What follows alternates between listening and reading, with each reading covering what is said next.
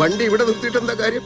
കാർഗിൽ മാത്രമല്ലേ കഴിഞ്ഞുള്ളൂ, ഇനിയുണ്ടല്ലോ സിയാച്ചിൻ, ലഡാക്ക്, കാശ്മീർ, അവിടെയൊക്കെയുള്ള എല്ലാ വെടിവെപ്പുകളിലും പങ്കെടുക്കണമെന്ന് എനിക്ക് ആഗ്രഹമുണ്ട്. ഒരു സാധാരണ ജീവിതം എന്തായാലും എനിക്ക് വിധിച്ചിട്ടില്ലെന്ന് മനസ്സിലായി. മാരിയപ്പൻ എന്നെ ഒതുക്കാൻ തന്നെ ഇറങ്ങിയിരിക്കുക. അല്ല, നിങ്ങൾ എന്ത് പണിയായി കാണിച്ചത്? ഒരു വെടിയെങ്കിലും ആ മാരിയപ്പനെ നേരെ വെച്ചില്ലല്ലോ. മുതുമുത്തച്ഛന്മാർ ചെയ്ത പുണ്യം കൊണ്ടാ കാറ്റ് പോകാതെ ഇവിടെ ഇപ്പൊ എങ്ങനെ നിൽക്കുന്നത്. ഓ, നിങ്ങൾക്കുണ്ടോ മുതുമുത്തച്ഛന്മാരൊക്കെ? ഞങ്ങൾ പിന്നെ കൂണ് പോലെ ഭൂമിയിൽ നിന്ന് മുളച്ചു വന്നാണോ? തന്നെയുണ്ടല്ലോ എന്റെ അണപ്പല് താൻ അടിച്ചു തെറിപ്പിക്കുമല്ലേ? താൻ ചതിക്കുമെന്നുള്ള സംശയമുള്ളതുകൊണ്ട് തന്നെയാടോ തന്നെ പിന്തുടർന്ന് ഞങ്ങൾ ബാംഗ്ലൂരിൽ വന്നത്. സംഗതിയുടെ ഗൗരവം ഇപ്പൊ മനസ്സിലായല്ലോ. കാട്ടിലുള്ള കുടിപ്പക തീർക്കാൻ മാരിയപ്പനും സംഘവും നാട്ടിൽ ഇറങ്ങിക്കഴിഞ്ഞു. അവനെ നേരിടണമെങ്കിൽ എന്റെ ചികിത്സ ഇപ്പൊ ഈ നിമിഷം തുടങ്ങണം. അവധി പറഞ്ഞ രക്ഷപ്പെടാന്ന് വിചാരിക്കണം. മനഃശാസ്ത്രത്തെ പറ്റി ഇയാൾ എന്താ മനസ്സിലാക്കിയത്? കൂടുതൽ സംസാരിക്കണമെന്നാ പറഞ്ഞത്. സംസാരിക്കാതെ എങ്ങനെ ഇയാളുടെ പ്രശ്നങ്ങൾ ഞാൻ മനസ്സിലാക്കുന്നത്? എന്റെ പ്രശ്നങ്ങൾ പലവട്ടം ഞാൻ പറഞ്ഞില്ലടോ. അതല്ല മിസ്റ്റർ, ഇയാളുടെ ഫുൾ ഹിസ്റ്ററി എനിക്കറിയണം. പറയാലോ. കോട്ടയം ജില്ലയിലെ കടുത്തുരുത്തിയിലാണ് ഞാൻ ജനിച്ചത്.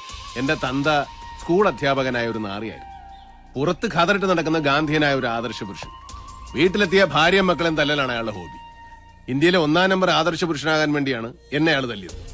14-ാമത്തെ വയസ്സിൽ ഞാൻ അയാളെ തിരിച്ചു തല്ലി നാട് വിട്ടു. തന്തയെ തല്ലിയവനായതുകൊണ്ട് പിന്നെ ആരെയും തല്ലവനായി. ഇന്ത്യ മുഴുവൻ കറങ്ങിയിട്ടുണ്ട്. ഖോരഗ്പൂരിൽ വെച്ച് നാട്ടിലുള്ള റസാഖിനെ കണ്ടപ്പോഴാ തന്ത വടിയായ വിവരം അറിഞ്ഞത്. നാട്ടിലെത്തിയപ്പോഴേക്കും തന്തയുടെ വഴിയെ തള്ളയും പോയി. ഇത്തിരി സ്വത്തുണ്ടായിരുന്ന മുഴുവൻ പെങ്ങളൊരുത്തിയുടെ പേരിലാണ് തന്ത എഴുതി വെച്ചിരുന്നത്. പാതി എനിക്ക് കിട്ടണമെന്നും പറഞ്ഞ് അവിടെ ചെന്ന് വഴക്കുണ്ടാക്കി. ഒടുക്കം അളിയന്റെ കാലിനൊരു വെട്ടുവെട്ടി വെടിവാള് കൊണ്ട്. അങ്ങനെ പിന്നെ നാട് വിട്ടു. എന്തിനധികം പറയുന്നു. കറങ്ങി തിരിഞ്ഞ് എങ്ങനെയോ ഇന്നത്തെ അവസ്ഥയിലെത്തി. ആ അവസ്ഥയ്ക്കാ ഇപ്പൊ ഭീഷണി ഉണ്ടായിരിക്കുന്നത്. ഇയാൾ ഇതുവരെ എത്ര പേരെ കൊന്നിട്ടുണ്ട്? അത് കുറെയൊക്കെ പുളുവടിയല്ലേടോ. എന്ന് വെച്ച് ഏത് നിമിഷവും ഒരുത്തനെ കൊന്നുകൂടുന്നില്ല. എന്നെ ആയിരിക്കും ഉദ്ദേശിക്കുന്നത്. നമ്മൾ തമ്മിലൊരു ധാരണയായ സ്ഥിതിക്ക് ഇനി അത് വേണ്ടി വരുമോ? കൊള്ളക്കാരനാകാനുള്ള പ്രേരണ ഇതൊക്കെയാണ് എന്ന് തീർത്ത് പറയാൻ നോക്കുകയല്ല. ഞാൻ വലിയൊരു സിനിമാ പ്രേമിയായിരുന്നു. രജനീകാന്തിന്റെ ഭാഷ കണ്ടപ്പോ എനിക്കും അയാളെ പോലെ ആകണമെന്ന് തോന്നുന്നു. മാനസിക വിഷമം വരുമ്പോഴൊക്കെ പലതവണ ഭാഷയിട്ട് കണ്ടു നോക്കിയിട്ടുണ്ട്. പോയ ഉസിരി തിരിച്ചു വരും. പക്ഷേ ഇപ്പൊ ഈ ധൈര്യം ചോർന്നു പോയി കൈവർ തുടങ്ങിയപ്പോ ഒരു 50 തവണ ഭാഷയിട്ട് നോക്കി, ഒരു മെച്ചവും കിട്ടിയില്ല. എങ്കിൽ പഴയ ഷോലെ ഒന്ന് കണ്ടു നോക്ക്. അതും കണ്ടതാ. സിനിമയൊന്നും ഇനി രക്ഷയില്ല ഡോക്ടറെ. അതുകൊണ്ടല്ലേ ഞാൻ ഡോക്ടറെ സമീപിച്ചത്. ഞാനൊരു സൈക്കോ അനാലിസ്റ്റ് ആണ്. കേസ് പഠിക്കാതെ എനിക്കൊന്നും ചെയ്യാൻ ഒക്കുകയില്ല. പഠിക്കാനും പരീക്ഷ എഴുതാനും സമയമില്ലെന്ന് പറഞ്ഞില്ലടോ. എനിക്ക് കുറച്ചുകൂടെ സമയം വേണം.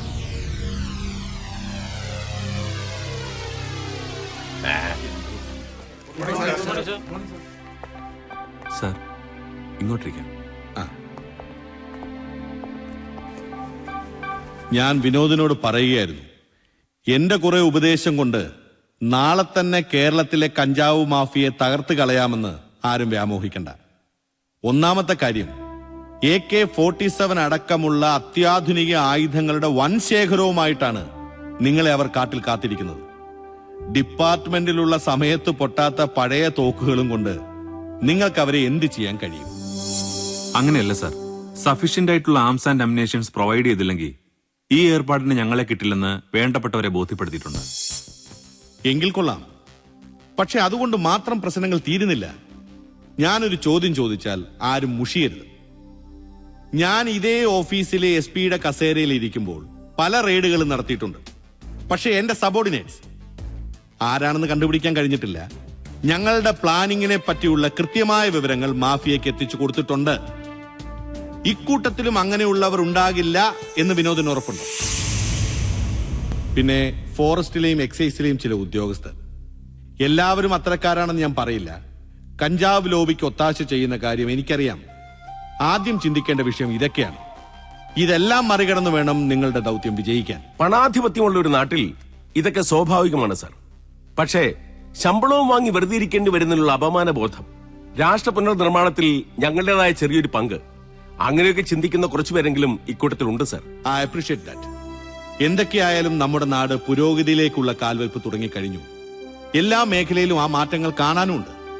നമ്മുടെ പരിധിയിൽ വരുന്ന കാടുകളിൽ കറണ്ട് ഭാർഗവൻ, ഐസക് ജോൺ, മാരിയപ്പൻ, നായിഡു, ഇവരൊക്കെ വർഷങ്ങളായി ആർക്കും പിടിക്കാൻ പറ്റാതെ വിലസുകയാണ്.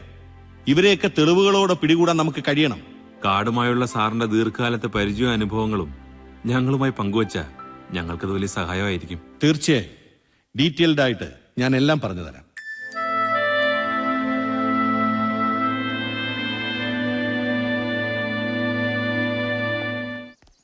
Wish you all best of luck. Thanks. ഇത് നമ്മുടെ ജോസഫ് മാത്യുവിന്റെ മകളല്ലേ? അതെ സാർ.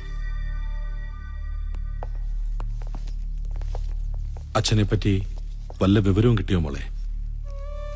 ഇല്ല സർ, അന്വേഷിക്കുന്നുണ്ടെന്ന് പറയുന്നതല്ലാതെ. സോഫിയുടെ അമ്മ മെന്റൽ ഡിപ്രഷൻ കാരണം ചികിത്സയിലാണ് സാർ. Is it? ഞാൻ അറിഞ്ഞില്ല. അമ്മ എവിടെയാണുള്ളത്? വീട്ടിൽ തന്നെ അകത്തിട്ട് പൂട്ടിയിട്ടാ ഞാൻ വല്ലപ്പോഴും പുറത്തിറങ്ങുന്നത്. How sad. കണ്ടില്ലേ വിനോദ്, ജോസഫ് മാത്യുവിന്റെ സത്യസന്ധതയ്ക്ക് കിട്ടിയ പ്രതിഫലം? ഡിപ്പാർട്ട്മെന്റിലെ ഒരു ജീവനക്കാരൻ മിസ്സായിട്ട് ഫലപ്രദമായ എന്തെങ്കിലും നടപടി ആരെങ്കിലും എടുത്തോ? ഹോം മിനിസ്റ്റർക്ക് വരെ നിവേദനങ്ങളും പരാതികളൊക്കെ കൊടുത്തിട്ടുണ്ട് സാർ. അതൊക്കെ പതിവ് രീതികൾ. മോള് വിഷമിക്കാതിരി. എനിക്ക് എവിടൊക്കെ സ്വാധീനം ചെലുത്താൻ കഴിയുമോ ആ വഴിയൊക്കെ ഞാൻ ശ്രമിച്ചു നോക്കാം. Don't lose your courage. We will try to find a solution.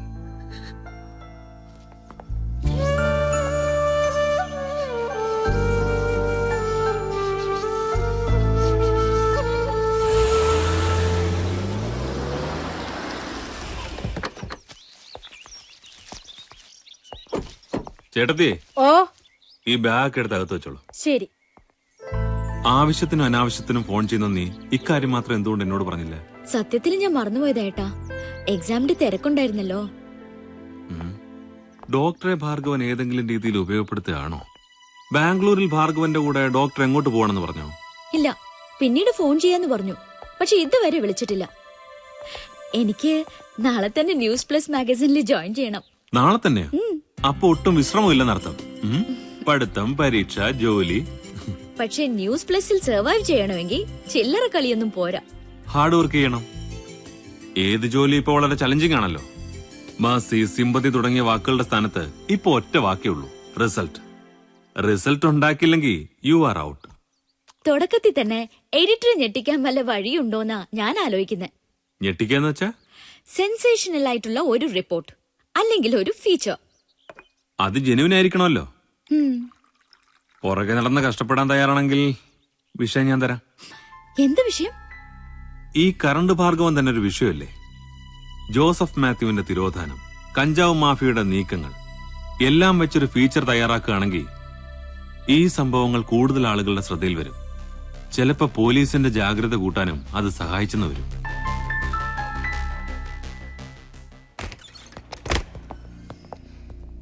ആ വരൂ വിനോദ്. റിംഗ് എക്സ്ചേഞ്ചിന്റെ ഡേറ്റ് ശരിയായെന്ന് ഇന്ന് കാലത്ത് അമ്മ പറയുന്നത് കേട്ടു.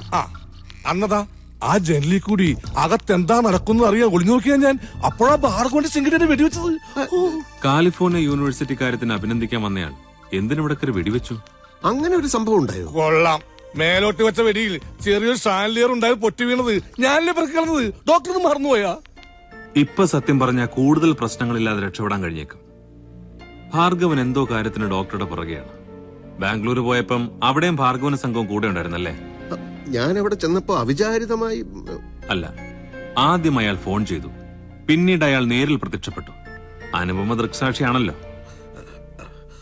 അനുപമ പറഞ്ഞു അല്ലേ? പറഞ്ഞു. ഡോക്ടർ, ഞാൻ സഹായിക്കാനാണ് ശ്രമിക്കുന്നത്. അന്ന് ജോസഫ് മാത്യുവിന്റെ ഭാര്യയും മകളും വന്നില്ലേ? അന്ന് തന്നെയാണ് ഭാർഗവനും വന്നത്. എങ്കിൽ ഞാനിത് സത്യം പറയാം. ജോസഫ് മാത്യുവിന്റെ ഭാര്യയെ ഞാൻ ചികിത്സിക്കാൻ പാടില്ല എന്ന് കറണ്ട് ഭാർഗവൻ പറഞ്ഞു. രോഗികളെ ചികിത്സിക്കൽ ഡോക്ടറുടെ കടമയാണ്, പിന്മാറുന്ന പ്രശ്നമില്ലെന്ന് ഞാനും പറഞ്ഞു. അങ്ങനെ വാക്ക് തർക്കമായി. ആ ശരിയാണ്, അങ്ങനെയാണ് വെടിവെപ്പൊക്കെ ഉണ്ടായത്. അവരെ ചികിത്സിച്ച ഭാർഗവൻ എന്താ കുഴപ്പം? ഇത് തന്നെയാണ് ഞാനും ചോദിച്ചത് ഭാർഗവനോട്. ഹലോ ഡോക്ടറെ, ഞാനാ കറണ്ട് ഭാർഗവനാ. കറണ്ടോ? ഇവിടെ ഇപ്പൊ കറണ്ട് ഉണ്ടല്ലോ.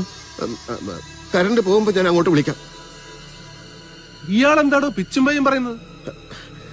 നാർക്കോട്ടിക് സെല്ലല്ലോ, അവിടെയും കറണ്ട് ഉണ്ടെന്നാ തോന്നുന്നേ. ഇല്ലേ, അവിടെ കറണ്ട് ഇല്ലേ? ഇലക്ട്രിസിറ്റി ഡിപ്പാർട്ട്മെന്റിൽ നിന്ന് വിളിക്കുക. കണ്ണപ്പനെയും ജബ്ബാറിനെയും അങ്ങോട്ട് വിടാം. എന്താ? I am sorry, very very sorry. Current വേണ്ട.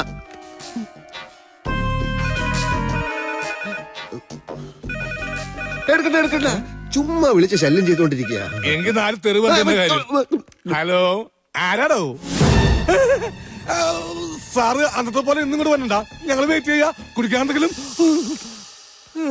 ഡിപ്പാർട്ട്മെന്റ് ഇലക്ട്രിസിറ്റി തന്നെയാ, പക്ഷെ ഹെവി വോൾട്ടേജാ. കറണ്ട് ഭാർഗവനെ. എന്നെ വിശ്വസിക്കൂ, അവരെ ചികിത്സിക്കാൻ പാടില്ലെന്ന പിന്നെയും പിന്നെയും വിളിച്ചു പറഞ്ഞുകൊണ്ടിരിക്കുന്നത്.